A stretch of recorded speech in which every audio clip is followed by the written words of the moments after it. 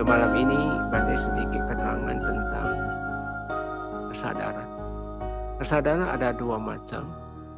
Kesadaran yang pertama adalah kesadaran terhanyut. Kesadaran ini muncul di dalam kehidupan hari-hari, di mana kita terhanyut oleh 6 indera terbuka. Jadi apapun Anda melihat sesuatu, Anda terhanyut dengan keinginan, kemelekatan. Terhanyut dengan keinginan dan kemelekatan itu semua datang dari kekuatan batin yang ada di bawah sadar. Saat itu dia muncul dari sangkara sehingga menjadi suatu disebut kilesa atau kekotoran batin. Di dalam bahasa Pali adalah winyana. Jadi kesadaran terhanyut adalah winyana. Winyana itu adalah kesadaran terseret. Maka Sang Buddha selalu mengatakan, Saku winyana, sota winyana, jiwa winyana, apostaba winyana. Itu semua winyana. Winyana artinya kesadaran di mana kita 6 indera terbuka sehingga kita terseret oleh pikiran-pikiran, kemelekatan-kemelekatan yang muncul dari bawah sadar, dari bawangga kita, yaitu bawah sadar, dari muncul sangkara sehingga menjadi kilesa itu. Nah, ada satu kesadaran. Kalau winyana ini di dalam meditasi kita nggak bisa gunakan. Karena kesadaran terseret itu sangat sulit kita mengendalikan. Tapi yang kita perlu adalah cita, yaitu kesadaran netra yang bersifat diri sendiri, pribadi. Jadi kita itu adalah kesadaran netra, di mana kesadaran itu kita hanya tahu. Kesadaran inilah yang bisa membebaskan kita segala kekuatan batin, asal kesadaran kita ini benar-benar mau Anda sekutuin dengan jasmani Anda yang sifatnya netral. Objek-objek netral inilah yang bisa membantu menuntun kita ke arah kesempurnaan. Nah, objek-objek netral sudah Bante sering mengatakan langkah 1, 2, 3 itu semua yang bersifat netral dan dia ada di dalam jasmani. Dan kita sudah bahas Mahasatipatthana Sutta, Anda sudah jelas. Kayanupasa itu salah satu itu adalah Patikula Manasikara itu sebenarnya kalau diterjemahkan baik, sebenarnya aktif tubuh, di mana terjadi ada 32 bagian. Tapi Bante saran cuma bagian kulit aja. Karena bagian kulit aja dia dapat ada nama rupa di sana sehingga kita bisa bebas. Di zaman Sang Buddha ada satu samanera dengan menggunakan takcok, pancaka. Pancaka itu 5, takcok itu kulit yang berhubungan dengan kulit. Ada 5 yang berhubungan dengan kulit. Samadhana. Samadhana itu landasan untuk diperhatikan. Jadi beliau samanera itu bisa mencapai arahat dengan memperhatikan 5 itu, yaitu taco, kesa, loma, naka, danta, taco. Jadi kesa itu adalah bulu badan, kesa itu rambut, loma itu adalah bulu badan, kesa, loma, naka itu kuku, bagian ujung jari, kaki, ujung jari tangan itu kuku, naka. Danta itu gigi. Dia semua berluar, baru taco. Dia semua 4 ini berhubungan dengan kulit. Jadi totalnya 5 yang berada di bagian luar. Jadi sebenarnya kita aktif tubuh, bagian luar aja sudah sangat banyak membantu mencapai kesucian. Seperti Bodhisatta ketika menghadapi marah itu, beliau tidak menghadapi, tapi beliau hanya memperhatikan tubuh, paraminya aja lah yang menghadapi dia, yaitu hukum alam. Alamlah yang melawan marah sehingga marah kucak-kacir hari kedua. Pada saat itu Buddha hanya aktif tubuh, memperhatikan proses-proses tubuh yang muncul untuk pencapaian pencapaian sempurna itu. Jadi patikula manasikara itu ada di masa itu. Jadi aktif tubuh sesungguhnya sesuai dengan sutta. Kalau Anda mau dengan kepala dingin memperhatikan, di situ ada objek-objek yang disebut netral. Objek-objek netral selain tubuh, Anda ada memperhatikan gerakan angkat maju turun itu termasuk gerakan perut dan sebagainya. Anda bisa gerakan itulah disebut netral. Anda termasuk Anda muncul ada sentakan, itu juga netral. Anda termasuk Anda kencang bertisbah, ada netral. Termasuk ketika Anda dalam meditasi Anda muncul rasa tiba-tiba ada sentakan, itu juga netral. Masuk yang disebut netral itu muncul rasa wipaka-wipaka yang muncul itu juga semua netral. Jadi netral itu dapat kita sekutuin, apalagi kita sekutuin maka kesadaran kita akan semakin cita inilah yang kita pahami. Sedangkan pikiran itu sifatnya semua datang dari kotoran batin.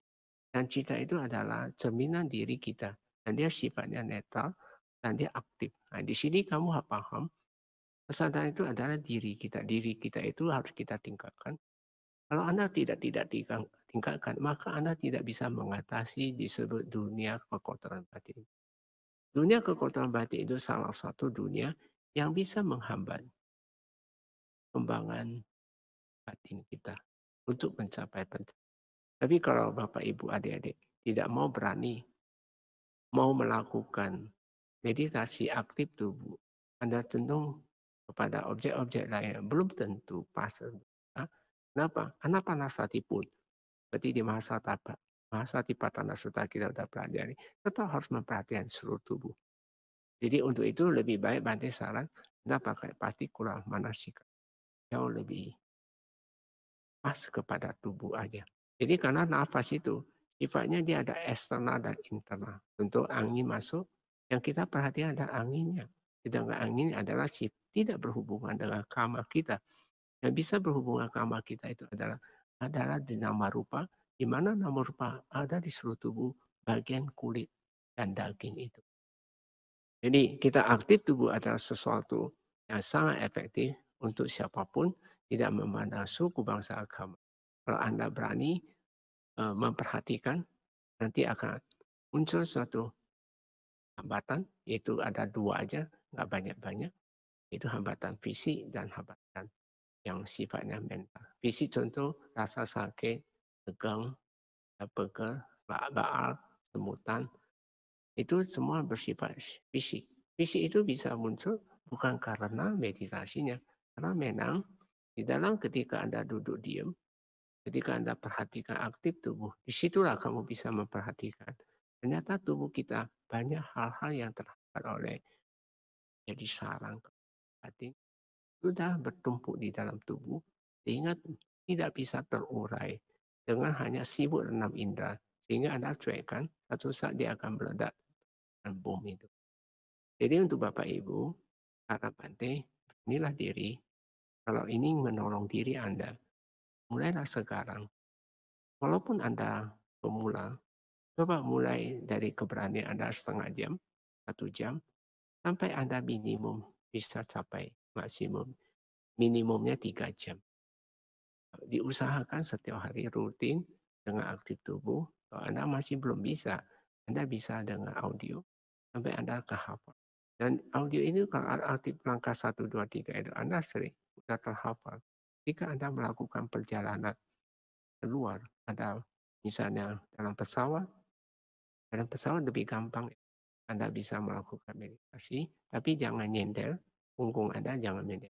Karena punggung kita ini semua banyak nok-nok yang itu mengkondisikan kita bisa tidur itu. Ya, jadi lebih baik kita jangan nyender, tapi kesadaran kita senantiasa aktif tubuh. Justru banyak nolong kita dalam perjalanan sehingga mencapai kenyamanan. Kalau ada sesuatu hal yang di luar dugaan, Anda juga akan selamat jika Anda kesadaran Anda tentu sudah pure, tidak cengkram oleh batin, sehingga Anda ada kondisi terlahir di alam yang lebih baik lagi. Untuk itu Bante saran, Anda pahami kesadaran itu adalah diri kita, kita tidak terseret, tapi kesadaran kita cukup tahu. Kita tahu apa? Tahunya kepada objek netral. Seperti di Sutta Bala Sutta Anda bisa lihat, di sana ada tulis Saga Araman. Semua siswa Arya. Siswa Arya mencapai kesucian. Semua dasarnya melalui Saga Araman. Jadi dia melakukan objek netral. Saga adalah netral. Jadi kita menggunakan objek netral yang bersifat membantu kesadaran kita sehingga karena kesadaran itu netral, dengan netral-netral inilah seirama sehingga Anda akan mencapai kesadaran yang lebih baik lagi. Mungkin malam ini kita adalah sitting berdiri ya. Sebelum kita mulai Bante juga ingin sarankan Anda, pikiran atau kekuatan batin itu semua dalam perbuatan kamalam. Dia berkelompok. Kadang kelompoknya besar, kadang kelompok kecil. Pas muncul, aku salah kelompok yang sangat besar. Ketika Anda tidak bermeditasi, biasa akan mengalami problem-problem hidup yang cukup panjang. Bertahun-tahun sampai. Tapi bagi Anda yang mempunyai lebih bijak, lebih jeli, ternyata kekuatan batin itu yang kamu hapus. Kamu datang retreat meditasi, sehingga satu kelompok ini bisa selesai. Hanya dalam 1-2 jam sudah akan selesai. Asal kamu mampu, udah biasa melakukan aktif tubuh, memperhatikan tubuh Anda sehingga dia akan mengikis. Nanti dia muncul lagi apa, muncul lagi apa. Itu dia berkelompok. Jadi desa itu mempunyai kelompok. Ada satu hal lagi yang Bante ingin sampaikan malam ini. Anda jangan lagi yang Bante ingin sampaikan malam ini. Anda jangan terlalu simple. Meditasi bukan karena melihat sensasi, melihat apa. Meditasi itu ada. Kamu harus bisa melihat anicanya. Muncul berlangsung lenyap. Itu kuncinya. Tapi kalau Anda muncul hambatan fisik sakit, Anda tidak mampu melihat sakit itu sampai tuntas. Kemajuan Anda lambat. Bukan melihat sensasi ini saya laporin sensasi ini muncul berarti menandakan Anda sudah tingkat ke apa aja. Tapi orang yang sering melihat anicca sampai dia anicanya matang dan dia akan pahami dukkha dan anatta, itulah orang ini yang bisa capai tataran tingkat kesucian. Jangan menganggap Anda merasa lihat sensasi ini, sensasi itu ada, muncul pikir itu, nanti kemudian mencapai kesucian. Itu bukan takaran ukuran. Takaran ukuran kesucian itu bukan di situ. Kalau selama dalam meditasi, Anda baik dalam retreat maupun dalam meditasi rumah, Anda tidak pernah mau melihat sakit sampai tuntas, atau muncul sampai berlangsung lenyap, maka kemajuan Anda sangat lambat. Ada yang mengatakan, Bante, saya trauma dengan melihat sakit. Jadi kamu salah. Ada hal-hal yang Anda, ketika sakit itu muncul, yang kita perhatikan bukan rasa sakitnya, tapi yang kita perhatikan irama sakitnya. Sesakit apapun, kalau kita perhatikan irama sakitnya, maka tidak akan mempengaruhi kesadaran. Karena irama sakit itulah objek netral. Sedangkan rasa sakit itu adalah objek yang bersifat vipaka. Kalau disebut. Kalau Anda seperti muncul ketika sangat sakit, gelisah datang, banyak pikiran, galau dan sebagainya. Berarti dia ada dua hambatannya. Sakit belum selesai, tapi kira saya ingin sudahi. Di situ faktor itu adalah mentalnya. Mental itu banyak macam. Itu ngantuk lah, bosan lah, gelisah lah, rasa takut lah. Itu mental sifatnya. Rasa curiga yang muncul, rasa enak tidak enak, melekatan dan keinginan itu semua adalah mental. Ada satu yogi mengatakan, nanti saya attachment-nya besar. Saya masih melekat. Ya siapapun melekat. Kalau dia belum mencapai arahat. Melekatan ada. Cuma masalah kemelekatan besar atau kecilnya. Kalau kamu tahu kamu banyak kemelekatan, attachment kamu terlalu tinggi. Kamu nilai sendiri. Kamu tahu diri Anda. Berarti kilesa masih rasa. Bukan berarti kamu bisa membenarkan bahwa attachment itu adalah suatu hal yang wajar. Tapi menurut Bante itu adalah hal yang di luar wajar. Itu yang harus kita perhatikan, perjuangkan.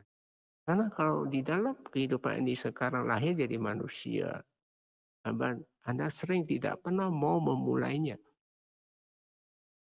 Mau melihat meditasinya, melihat sakit sampai lenyap. Banyak pikiran sampai kamu lenyap. Langkah dua adalah compassion. Kenapa harus perlu kempes? Karena orang yang udah insight, nanti dia kempes sendiri. Kalau kamu lihat semua sama-sama Buddha lahir, menjadi Buddha, pasti badannya atlet. Perutnya pasti kempes. Perutnya gendut itu bukan Buddha. Jadi sifatnya dewa. Jadi ingat, tidak perlu kempes, dada busung itu harus ada. Kenapa dada busung? Karena dada busung inilah bisa menegakkan badan kita semakin. Jadi kita dalam meditasi, faktor fisik itu sangat menentukan. Kalau Anda duduk selalu bongkok-bongkok, saya yakin kesadaran Anda tidak duduk harus tegak. Ya kalau ketika sedang meditasi muncul bongkok sebentar, ya kita berusaha tegak kembali. Itulah suatu usaha yang benar. Bukan berarti kamu sudah lolos dari perhatiannya. Bukan, itu justru bagus. Kamu bisa jadi objek. Dan nanti satu saat nanti kalau Anda serius, Anda akan sering membuat kilesa itu membuat kamu bongkok lagi, bongkok lagi, bongkok. Nah, kamu jadi objek, tegakkan lagi. Itulah pelan-pelan kamu tegakkan, sehingga badan Anda selalu tegak-tegak. Itu yang diharapkan seperti itu. Itulah yang jadi objek kesadaran Anda tidak bawa, bukan terhanyut. Pokoknya. Dan khususnya tentang tangan, Bante saran Anda. Loba dosa, loba banyak pikiran, rencana-rencana, itu loba. Ingin badannya bagus dan sebagainya, itu loba. Seksual itu loba. Dosa itu apa? Dosa itu kebencian, muncul sakit. Muncul kebencian yang ketidaksukaan dan sebagainya. Itu semua dosa. Tak takut, itu dosa. Kalau moha, kalau loba dosa, gampang kita tahu. Banyak pikiran dia, kita tahu. Tapi moha, jangan harap kamu tahu. Hanya faktor tangan inilah bisa membantu. Cara Bante, Anda sebaiknya dua tangan itu letak di atas pusat. Kita nggak bisa seperti Sang Buddha. Sang Buddha tangannya panjang. Beliau berdiri aja. Dengan tangan, tanpa bongkok, beliau itu bisa menggarut lutut. Berarti tangan Buddha itu panjang. Tentunya dia bisa menyender di paha. Tapi bagi kita, pendek. Anda harus di atas atau bagian nggak usah nyender tuh. Di situ kalau muncul pegal, disitulah Anda akan paham itu moha sudah menguap. Ketika tangan Anda sudah sampai jatuh, Anda nggak tahu sesaat, berarti moha sudah kuasai kamu. Udah 60%. Nah, kalau Anda sudah kebiasaan melatih, ini nanti kamu akan sangat paham, sangat mahir tangan ini. Jadi kamu jangan merasa takut. Jadi ketika pegel datang, Anda jangan rasa. Sadari, kencangi betis, kencangi dua tangan, Anda juga bisa bebaskan dia punya kekuatan. Nah, ini semua berpaling kembali, Anda harus banyak praktek. Tanpa banyak praktek, Anda tidak bisa tahu tentang bagaimana kelemahan Anda, bagaimana penyampaian, bagaimana kamu mengukur kesadaran Anda sampai di mana. Jadi kalau Anda sering praktek, kamu akan paham, maka harus perlu perjuangan. Inilah, nah, lagi harus melihat anicca. Walaupun Anda berdiri, meditasi berdiri itu iriya pada pabang, sesuai di Mahasatipatthana. Anda harus sadar, Anda tahu kamu berdiri. Apa? Tahu pada langkah satu langkah. Jika jalan Anda tahu apa akan itu. Itu semua sifatnya netral.